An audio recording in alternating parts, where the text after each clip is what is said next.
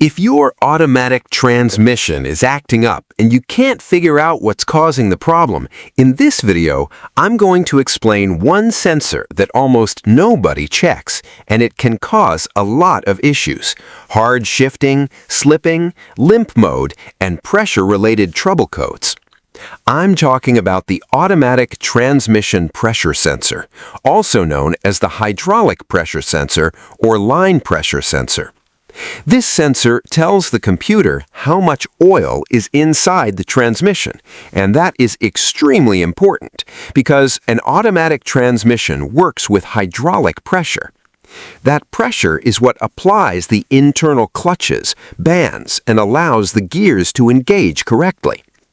When this sensor fails, the computer may receive an incorrect reading and control the solenoids the wrong way. That's why a small failure in this sensor can make it seem like the whole transmission is damaged. One of the most common symptoms is hard shifting. You may feel a strong bang when you shift into drive, reverse, or when the transmission shifts from first to second gear. It can also cause very harsh shifts because the computer increases line pressure too much, thinking the transmission is slipping. Another symptom is transmission slipping. You press the gas, the engine RPM goes up, but the vehicle takes too long to move or takes too long to shift. It can also cause delayed shifts, where the transmission stays in one gear for too long before shifting. In other cases, the transmission may go into limp mode. It stays stuck in one gear and no longer shifts normally. This happens because the computer detects an abnormal signal from the sensor and limits transmission operation to protect it. Also, it can turn on the check engine light or the transmission warning light. Now, let's go over the most important tests. Most of these sensors have 3 wires: a 5-volt reference, ground, and signal. First, check the power supply. With the ignition switch on, place the black multimeter lead on the battery negative terminal and use the red lead to check the reference wire. You should find approximately 5 volts. It may read 4.8, 4.9, or 5.1 volts, and that can still be normal.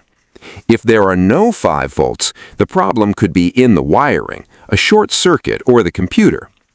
The second test is the ground. The best way to check this is with a voltage drop test. With the sensor connected and the circuit operating, place the red multimeter lead on the battery negative terminal and the black lead on the sensor ground wire. The reading should be very low, ideally below 0.1 volts. If it reads 0.3, 0.5, or higher, that ground is bad and it can affect the sensor's signal. The third test is the signal wire. On many sensors, the signal works approximately between 0.5 and 4.5 volts. When pressure is low, the voltage is usually low. When pressure increases, the voltage should change. This signal should not stay fixed. If the signal is stuck at 0 volts, there could be a short to ground, an open wire, or a bad sensor. If the signal is stuck at 5 volts, there could be an open circuit, a short to power, or an internal sensor failure. Also, check the signal in park, drive, and reverse. When you change gear positions, hydraulic pressure changes, and the sensor signal should also show some variation. If nothing changes, that is an important clue. Another very good test is with a scan tool. In live data, look for line pressure, transmission pressure, or fluid pressure.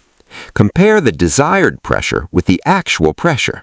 If the computer is commanding one pressure, but the sensor is reporting something illogical, there may be a problem with the sensor or its circuit. But pay attention. A transmission pressure sensor code does not always mean the sensor is bad. There may also be actual low pressure caused by low fluid level, a clogged filter, a worn pump, a leaking valve body, damaged solenoids, or burnt transmission fluid.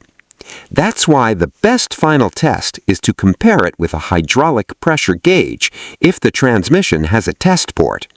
If the pressure gauge shows good pressure, but the scan tool shows an incorrect reading, suspect the sensor or the wiring.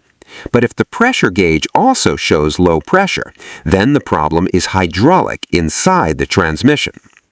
If this video helped you, subscribe to the channel, turn on the notification bell, and let me know in the comments what problem your transmission has and what code appears on your scan tool. Maybe in the next video, we'll diagnose it step by step.